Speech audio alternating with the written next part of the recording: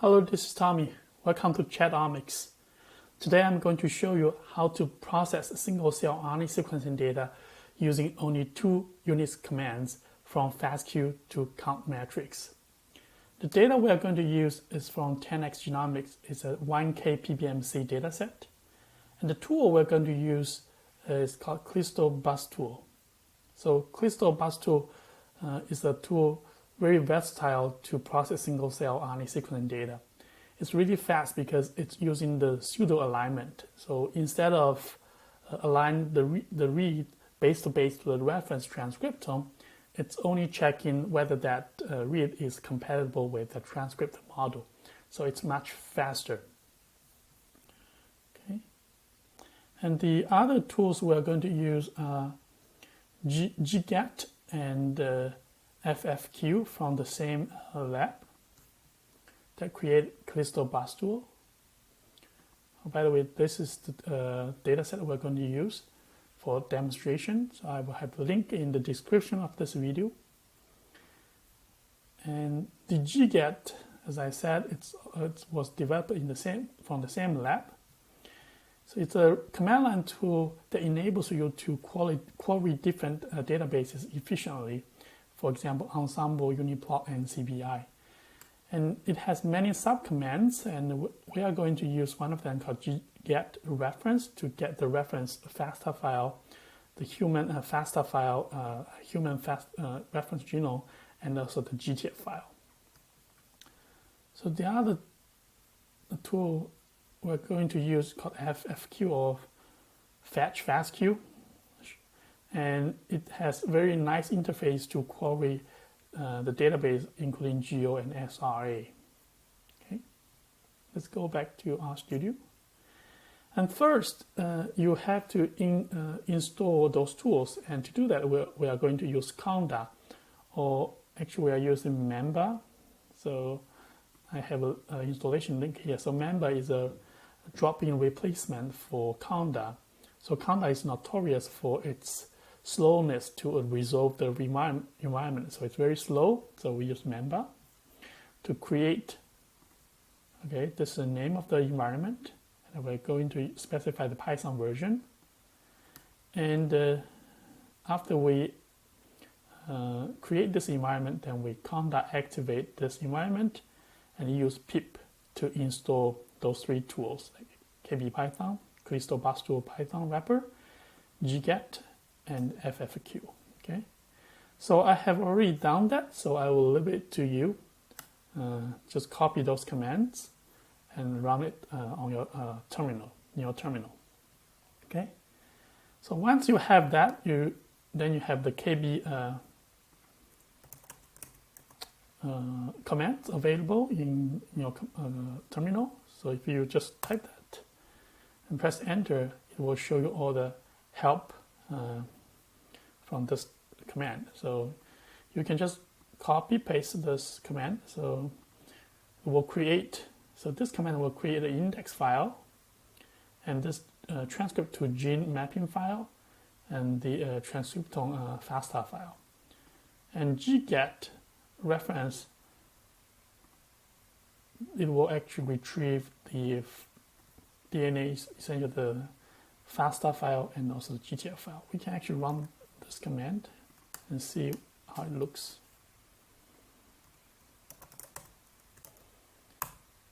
So it take a few seconds, I think, to connect to the database. Okay. So it will fetch the human Homo sapiens, this DNA FASTA file, and also the GTF file, which contains gene model information. Okay, so if you run this command, and roughly it will take you a little bit over 10 minutes to build the reference, the index for CrystalBus tool. So after you finish this command, which I skip at this moment, it will create this file, and this file that we specified in the command line.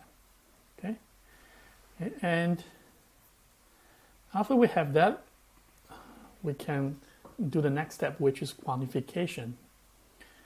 So, and this is the 10x genomics fastq files that I already downloaded. So we can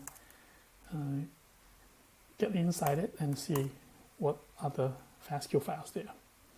Okay, those are the fastq files that we downloaded. And in order for Callisto bus tool to count it, we need to actually specify this command. So kb count, the index we created, the transcript to gene mapping file, and the chemistry that we're going to use is a 10x version 2. We're going to use 8 thread, memory 16 gig, and the output folder called out. And then we need to specify a sequence of fastq files, R1, R2, R1, R2 from different lanes. And if you look at this file here, we have I1, I2, those are the sample index file. R1, R2, those are the forward reverse file. And from lane 1 and lane 2 from the sequencers, okay? We don't really need those sample index files. We only need I1, I2. So actually to do that, what we can do, okay, if I go back and do ls-1d and specify the folder name and star and grab only R1 and R2 reads. So I can just copy those and paste into here. Okay, this is just a faster way to make this commands. Otherwise, you need to probably type them one by one. Okay. So then you can run this command, kb count. So I already did that. So it only using like 8 threads or CPUs, only takes like 30 seconds to quantify this 1,000 actually cells. It's really fast. Okay. Okay. So after we run that command, what we have here is the out folder created by the Crystal bus tool. So if you look at what's inside, it has many other files, but the one we really want is the count metrics inside this count underscore unfiltered folder. You see that in this folder it has the barcode, it's the cell barcode, and this is the genes, ensemble IDs, and this is the sparse matrix. Okay, you can look at the first several rows. For example, cells by gene barcodes. You see those are the barcodes, and then you can look at the genes. Those are the ensemble gene IDs. Okay. Okay, those are unfiltered, so we won't really filter those empty droplets. So what we can do, okay, now we go back to R.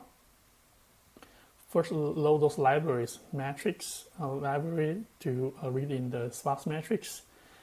And this droplet util is a bioconductor package. We're going to use it to remove the empty droplets. Okay, deploy and gplot too. Those are for plotting. Okay, so we can use this. Let's run those. Okay, and now we can read in the sparse matrix, which is in the counts underscore unfiltered folder. So let's do that. So what's going on? Let's restart our version.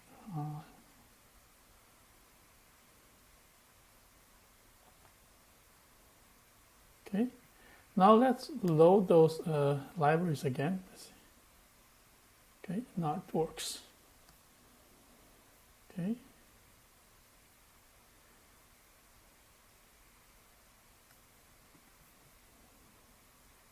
Yeah, it's done.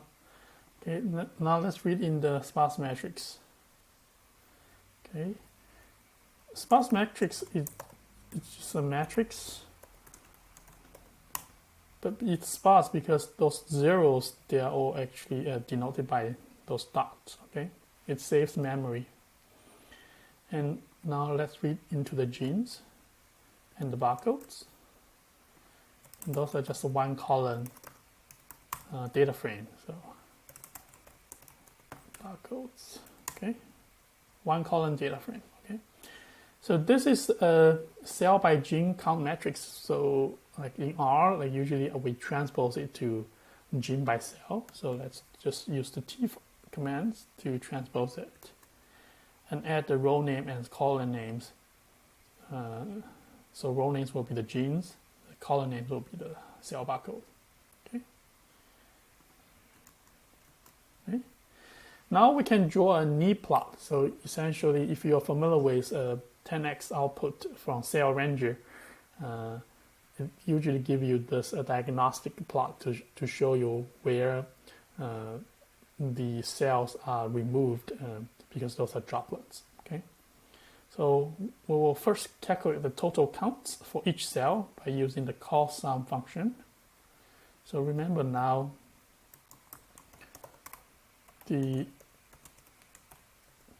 matrix now is transposed. So rows are the genes, columns are the cells, and if you use call sum, it will sum up all the genes in each cell. Okay, do that, and we make a new data frame, which essentially, if you look at, so the total number of UMIs and the rank.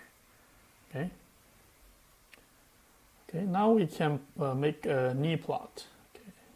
So essentially, just ggplot the data frame, the aesthetics like total, x-axis will be total, y-axis will be the rank, and we log transform x and y. Okay.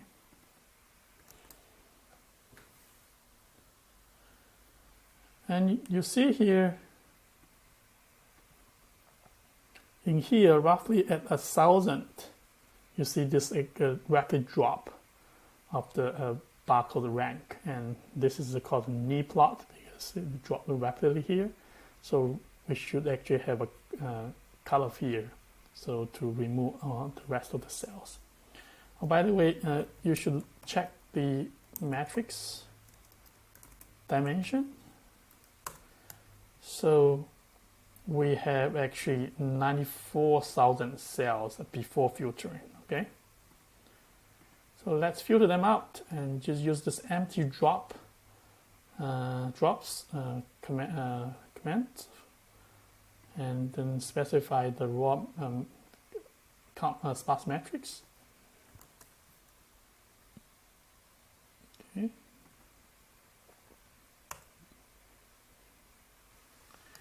And kind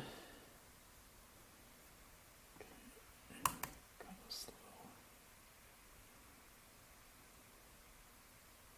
Okay, let's look at output. So essentially, we'll tell for each row or each cell, they give a FDR whether that is a real cell or not. So we will just set the FDR to 0.05. Let's see, look at that. So most of them are like empty droplets. So those FDRs are NA. Okay. So if we do that, and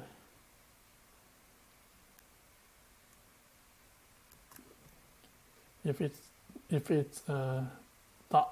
NA, we assign it to false, and we filter the count matrix by only keep those non-empty cells. Okay.